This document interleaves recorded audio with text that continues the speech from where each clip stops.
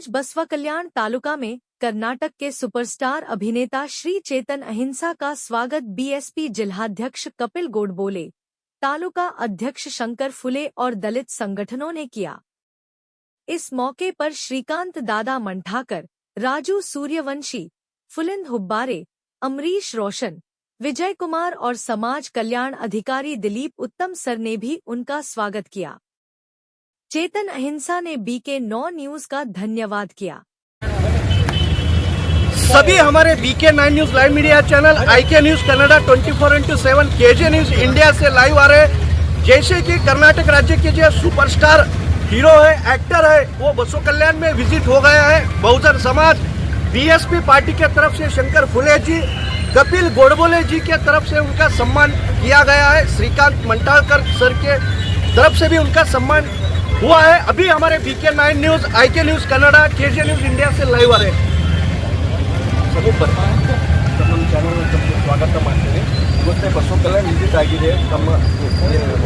ಇದರಲ್ಲಿ ಬಸವ ಕಲ್ಯಾಣ ಪ್ರತಿ ಸರಿ ನಾನು ಬರ್ತಾ ಇರ್ತೀನಿ। ಈ ಭಾಗದಲ್ಲಿ ಬೀದರ್ ಆಗಿರ್ಬೋದು, ಕಲ್ಯಾಣ ಕರ್ನಾಟಕ ಆಗಿರ್ಬೋದು, ಬಸವ ಕಲ್ಯಾಣ ವಿಶೇಷವಾದ ಐತಿಹಾಸಿಕ ಜಾಗ। ಬಸವ ತತ್ವ ಈ ಭಾಗದಿಂದ ಬಹಳ ಗಟ್ಟಿಯಾಗಿ ಮೂಡಿ ಬಂದಿದೆ। ಈ ಭಾಗದ 1000 ವರ್ಷದ ಕೆಲ ಇದೆ। ಈ ಭಾಗದ ಜನರಿಗೆ ಒಂದು ಉತ್ತಮ ಸಮಾಜ ಬಯಸುವ ಜನ ಇದೆ। ಇಲ್ಲಿ ಒಂದು ಉತ್ತಮ ಸಮಾಜ ಅಂದರೆ ಏನು, ಬರೀ ಗೋಡೆ ಕಟ್ಟೋದು ಅಥವಾ ಇಡ್ಲಿ। सभी हमारे BK9 news live media channel IK news Kannada 24x7 KJ news India से लाइव आ रहे हैं। कर्नाटक राज्य के जो सुपरस्टार जो हीरो का आगमन हो चुका है हमारे बसवा कल्याण में, जैसे कि जो समाज कल्याण अधिकारी सरकार नौकर संघ अध्यक्ष दिलीप जी के ऑफिस में, सर के ऑफिस में उनका विजिट हुआ है। अभी हमारे BK9 news live media channel IK news Kannada 24x7 KJ news India से लाइव आ रहे हैं। सनसनीखेज बना रहे हैं बसवा कल्याण तालुके से। देखते रहिए BK9 news IK news KJ news India, हर कदम हर वक्त 24x7 आपके साथ। सर, मैं हमारे चैनल में स्वागत करता हूँ sir. Thank you. Yes, we are here today with Mr. Dilip Kumar, who is Social Welfare Assistant Director, and it is a pleasure to speak to him. He has spoken about, told us about how the youth are often lacking opportunities, and how important it is to give them educational opportunities, also economic opportunities. And we have also asserted that we will be working with the youth in Basva Kalyana, and all our organizations who are working for equality are joining together and providing an alternative to what are the existing realities today in terms of education, in terms of jobs, in terms of employment, because we feel Bengaluru is being overly focused, and areas such as Basava Kalyana, areas such as Bidar, Kalyana Karnataka are being neglected, and this is very problematic for the future employment situation, for all the economic situation. So all this should be addressed from a socio-justice mechanism we need. If anybody is articulating the Constitution today, it is we who believe in an equal society. We are upholding the Constitution. So Constitution gives us a blueprint for a better society.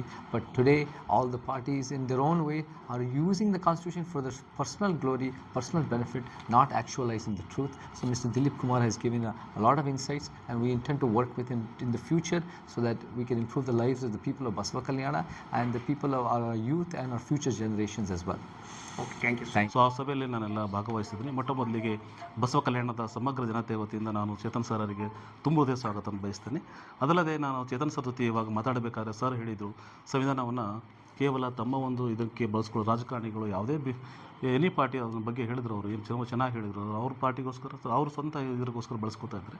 So ನಮ್ಮ ಯುವಕರು ಸಹಿತ ಅದನ್ನು ಸಂವಿಧಾನದ ಅಡಿಯಲ್ಲಿ ಏನು ಸಿಗುತ್ತೆ ಸವಲತ್ತುಗಳನ್ನು ಉಳಿಸ್ಕೊಂಡು ಯುವಕರನ್ನು ಒಂದು ಒಳ್ಳೆಯ ಒಂದು ಸಮಾಜದ ಮುಖ್ಯವಾಹಿನಿಯ ತರವಲ್ಲಿ ನಾವೆಲ್ಲ ಒಂದು ಪರಿಶ್ರಮ ಮಾಡಬೇಕಾಗಿದೆ. ಅಥವಾ ಕಟ್ಟುನಿಟ್ಟಿನ ನಾವು ನಮ್ಮ ಒಂದು ಯುವಕರಿಗೆ ಒಂದು ಸಂದೇಶ ನೀಡೋದ್ರ ಮೂಲಕ ಸಮಾಜದಲ್ಲಿ ನಾವು ಏನಾದರೂ ಮಾಡಬೇಕು, ನಮ್ಮ ವಿದ್ಯಾರ್ಥಿಗಳನ್ನು ಅಥವಾ ನಮ್ಮ ಸಮಾಜದ ಮುಖಂಡರುಗಳನ್ನು ಅಥವಾ ನಮ್ಮ ಸಮಾಜ ಯುವಕರನ್ನು ನಾವು ಸಮಾಜದ ಮುಖ್ಯವಾಹಿನಿ ತರವಲ್ಲಿ ಯಾವ್ಯಾವ ಕ್ರಮವನ್ನು ಕೈಗೊಳ್ಳಬೇಕು ಅನ್ನೋದನ್ನು ಇಲ್ಲಿ ರಾಜ್ಯ ಮಟ್ಟದಲ್ಲಿ ನಾವು ಒಂದು ಇದನ್ನು ಮಾಡ್ತಾಯಿದ್ವಿ, ಅಂದರೆ ಅವರು ಒಂದು ಮಾರ್ಗವನ್ನು ಹಾಕ್ಕೊಂಡಿದ್ದಾರೆ. ಸೊ ಆ ಒಂದು ದಿಶೆಯಲ್ಲಿ ನಾವು ಸಾಗ್ತಾ ಇದ್ದೀವಿ ಅಂತಕ್ಕಂಥ ಮಾತನ್ನು ನಮ್ಮ ಜೊತೆ ಹಂಚ್ಕೊಂಡಿದ್ದಾರೆ. ಸೊ ಅವರಿಗೆ ಮತ್ತೊಮ್ಮೆ ನಾನು ಶುಭಾಶಯಗಳನ್ನು ಅರ್ಪಿಸ್ತೇನೆ.